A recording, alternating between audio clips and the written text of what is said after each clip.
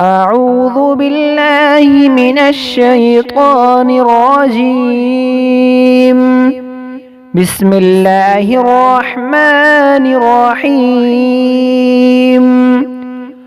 ربنا أخرجنا من هذه القرية الظالم أهلها واجعل لنا من لدنك وليا واجعل لنا من لدنك نصيرا.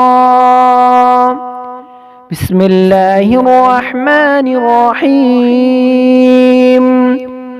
ربنا أخرجنا من هذه القرية الظالم أهلها